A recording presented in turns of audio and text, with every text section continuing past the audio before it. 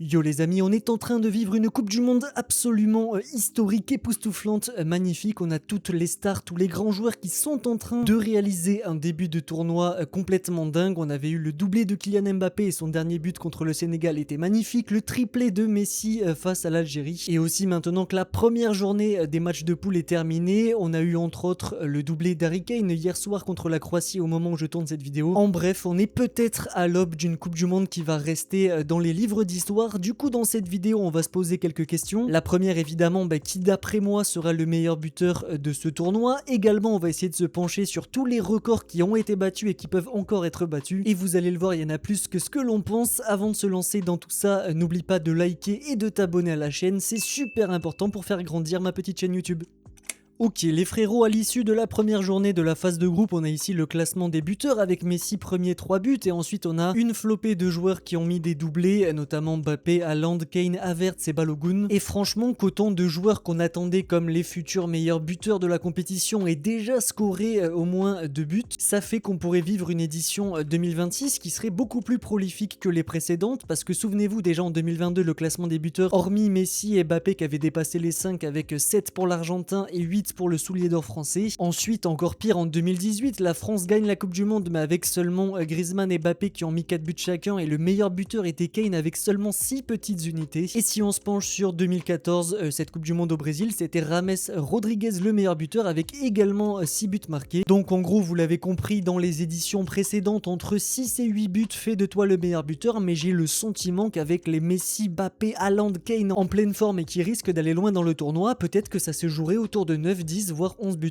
Bon, et du coup si on part avec ce raisonnement, est-ce que dans ce classement, ce top 10 des joueurs qui ont marqué le plus de buts en une seule édition de la Coupe du Monde, on pourrait apercevoir de nouvelles têtes à la fin de cette Coupe du Monde 2026? Pour l'instant dans ce top 10, il n'y a que 2 joueurs du 21e siècle, c'est-à-dire R9 avec 8 buts en 2002 et puis en 2022 c'était Mbappé avec ses 8 buts aussi. Évidemment que le top 3 est assez compliqué à aller chercher, surtout le top 1 et Juste Fontaine qui avait mis 13 buts en 6 matchs, ça ce record est impossible à battre. Mais bon voilà, moi j'exclus pas que peut-être les Kane, Mbappé, Messi à la fin de la CDM 2026 apparaissent dans ce classement et que on ait une édition totalement historique parce que comme vous pouvez le voir à chaque fois, il n'y a qu'un seul joueur par édition de Coupe du Monde dans ce classement et là potentiellement j'en vois même 3 rentrer dans ce top 10. Bref voilà, on fera les comptes un petit peu plus tard, on va pas s'enflammer tout de suite. Concernant un autre record qui a été battu, celui de Mbappé en équipe de France qui devient officiellement le joueur qui a mis le plus de buts de l'histoire des Bleus, dépassant Olivier Giroud avec son record de 57. Également Mbappé a battu le record de Fontaine de nombre de buts inscrits par un Français en Coupe du Monde, c'est magnifique, mais il y a un record qui est sur le point de tomber, celui de Miroslav Klose. L'Allemand était le joueur qui avait marqué le plus de buts en Coupe du Monde, toute édition confondue, tout réuni avec ses 16 buts en 24 matchs et Messi l'a déjà égalisé. On se doute que l'Argentin dans les matchs qui arrivent, n'ayant besoin que d'un petit but, sera bientôt le numéro 1, mais attention, il y a Mbappé qui est derrière là avec 14, donc à seulement 2 petites unités du record et de Lionel Messi. Et puis t'as aussi Harry Kane qui a atteint les 10 buts. Donc vu que les R9, Müller, Fontaine, Pelé, etc. ne sont plus en activité, est-ce que l'anglais pourrait intégrer le top 5, le top 6 à la fin de cette Coupe du Monde?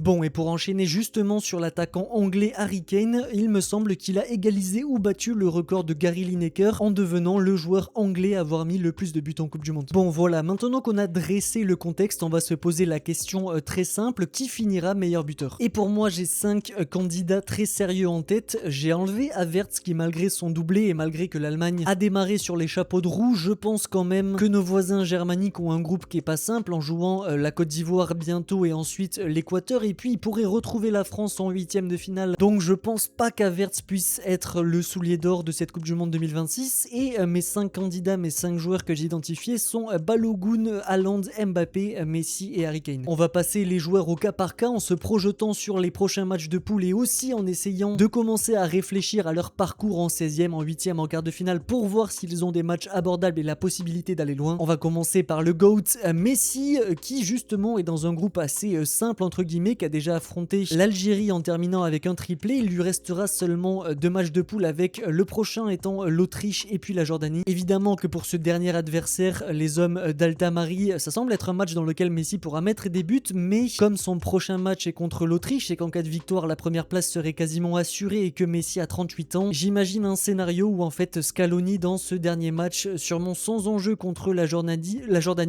fait tourner et laisse Messi sur le banc, laisse Messi se reposer. Donc l'éventualité qu'il ne marque pas de but dans ce troisième match de poule. Et maintenant pour la suite des événements pour eux, on va essayer de se projeter sur leur 16e et 8e de finale. L'Argentine figure dans le groupe J comme vous voyez à droite de votre écran, et donc en cas de première place il tomberait dans la partie de tableau ici en affrontant le deuxième du groupe H, c'est-à-dire le deuxième du groupe de l'Espagne, Cap-Vert, Arabie Saoudite, Uruguay. Donc normalement c'est l'Uruguay, mais en cas de crash total des Espagnols, tu pourrais retrouver un petit Argentine-Espagne directement. Ensuite en cas de victoire ce serait un match soit contre le 2 du D ou le 2 du G. Le groupe D c'est le groupe avec USA, Paraguay, Australie, donc ça va. Et puis le groupe G c'est Belgique, Égypte, Iran, Nouvelle-Zélande, pareil c'est largement abordable. Donc en gros si l'Espagne finit pas deuxième de son groupe, ben l'Argentine est quasiment assurée d'avoir que des adversaires faciles jusqu'au quart. Et en fait ensuite en quart, normalement si le Portugal finit premier de sa poule ici, on devrait avoir un duel Ronaldo contre Messi en quart de finale. Et puis en demi, si les Argentins passent les Portugais, on devrait retrouver l'Angleterre ici. Bref voilà, tout ça pour dire que Messi aura au moins un 16e et un 8e abordable dans lequel il pourra mettre des buts, donc très positif quant à la possibilité que d'être un meilleur buteur. On va passer maintenant sur le cas de Kylian Mbappé, le français. Concernant son groupe très relevé, il y a déjà eu un petit doublé contre le Sénégal. Le prochain affrontement sera lundi 23h contre l'Irak, une équipe qui défensivement n'est pas super rassurante, qu'en a pris 4 contre la Norvège. Donc on peut imaginer Mbappé qui va mettre peut-être un doublé, peut-être un triplé contre les Irakiens, mais un petit peu à l'image de Messi. Si la France sécurise sa première place avec ce match contre l'Irak, est-ce que contre la Norvège en 3e journée, Dédé déciderait peut-être de mettre au repos ses cadres, de mettre Mbappé sur le banc, donc aussi un match en moins pour scorer. Et ensuite si on se penche sur le tableau final, normalement la France devrait jouer un 3e de poule si elle finit premier de son groupe, et ensuite en 8e de finale il y aurait quand même un gros morceau avec l'Allemagne. Attention, les Allemands ne sont pas garantis d'être premiers de leur groupe, peut-être que ce serait la Côte d'Ivoire, peut-être l'Équateur. Réponse d'ailleurs samedi soir il me semble avec ce match Côte d'Ivoire-Allemagne qui nous donnera plus de réponses. Ensuite en quart de finale, normalement ça devrait être plus abordable parce que deuxième du A, deuxième du B, deuxième du C, ce sont les poules des pays organisateurs, c'est-à-dire Mexique, Canada, USA. Donc il n'y aura pas de gros morceaux, et ensuite ce sera soit Pays-Bas soit Japon, donc un quart de finale qui normalement devrait être assez simple entre guillemets. Et ensuite pour la demi ce serait sûrement l'Espagne. Donc tu l'as compris, la France pourrait arriver en demi sans jouer l'un des gros favoris, sans jouer le Brésil, l'Argentine, le Portugal, l'Angleterre ou même l'Espagne. Donc la possibilité aussi de Mbappé que d'enfiler les buts.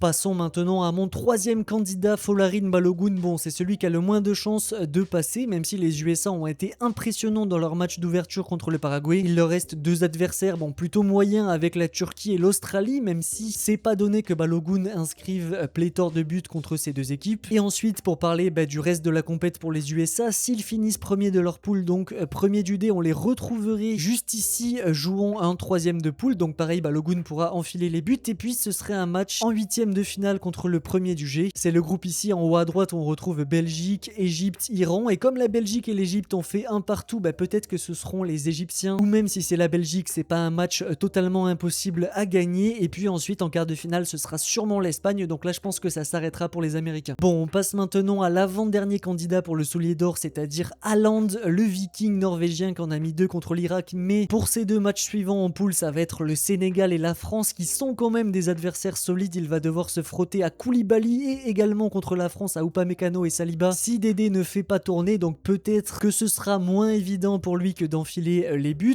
On se doute que la Norvège devrait normalement sortir des poules soit la 2e ou la 3e position, et si on part sur la première possibilité, c'est-à-dire 2e du I, ça ferait un match contre le 2e du E qui est le groupe avec Allemagne, Côte d'Ivoire, Équateur, donc pas simple. Et ensuite ce sera soit contre le 1er du C ou le 2e du F, c'est-à-dire un adversaire qui est pas commode parce que 1er du C ce sera soit Brésil soit Maroc, et 2e du F soit Pays-Bas soit Japon, donc très très compliqué. Alors ma conclusion c'est que la Norvège déjà en phase de groupe va pas mettre pléthore de buts contre France et Sénégal, et ensuite même s'ils se qualifient, j'ai le sentiment que leur parcours est trop compliqué pour espérer voir un Haaland aller en quart, en demi-finale, donc je pense qu'on peut l'exclure de la discussion pour être soulier d'or.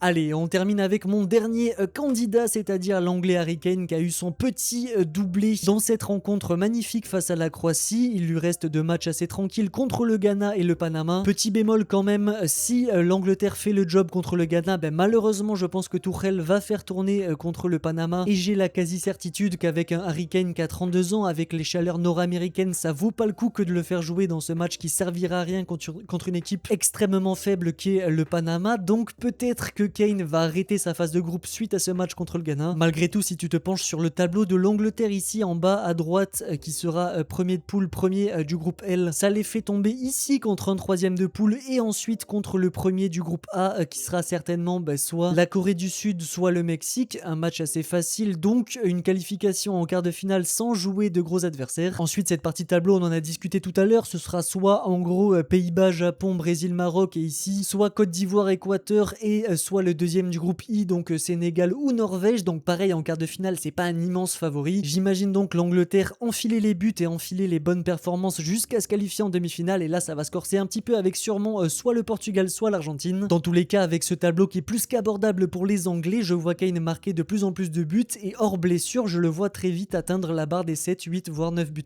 Bref, voilà, on a discuté de mes candidats privilégiés pour le soulier d'or. Maintenant je vais décerner mon gagnant qui sera le meilleur buteur de la Coupe du Monde d'après moi. Et dans un premier temps, j'ai été biaisé de ce que j'ai vu en 2022 et surtout de leur départ canon avec Messi qui a mis un triplé face à l'Algérie et Mbappé un doublé face au Sénégal. Malgré tout, ce ne sont pas eux que je vais choisir. Je vais partir sur la dernière option dont on a discuté, c'est-à-dire le prince Harry. Déjà, comme évoqué, je pense que l'Angleterre ira très loin dans ce tournoi, au moins en demi-finale, et que Harry Kane sera tout simplement le moteur de l'équipe de Tuchel qui me semble collectivement très au point. Et aussi dans la construction de ce 4-2-3-1, il faut dénoter que Kane est quand même l'élément central et quand même le joueur qui est mis au cœur du projet collectif, le seul finisseur de cette équipe avec peut-être Jude Bellingham. Quand Tuchel a à sa disposition des joueurs comme Rashford, comme Saka, qu'il pourrait mettre sur les côtés, là dans la première rencontre il est parti sur Gordon comme Madueke qui sont plutôt des soldats et qui ont pour rôle justement de faire les efforts, de faire les courses pour justement laisser plus d'espace à Kane et donner des bons ballons à leur buteur. Ça fait que dans cette construction d'équipe, Kane aura énormément d'opportunités que de mettre la balle au fond, que d'avoir quelques tapines bien apportées par ses ailiers qui feront les efforts. Donc pour moi ce sera le soulier d'or de cette Coupe du Monde. N'hésite pas à me dire ton avis en commentaire, et pour terminer quand même on va revenir sur ces records, ces classements de buts marqués en une seule édition de la Coupe du Monde. Et bien la question est très simple, combien de joueurs dans cette édition 2026 vont intégrer ce top 10, donc vont marquer 8 buts ou plus d'après vous? Perso je pense que Mbappé, Messi et Kane peuvent rentrer largement, mais j'ai hâte de lire ce que vous en pensez. Dans tous les cas, merci d'être arrivé jusqu'ici, n'oublie pas le like et l'abonnement avant de partir. C'était Capia, gros bisous.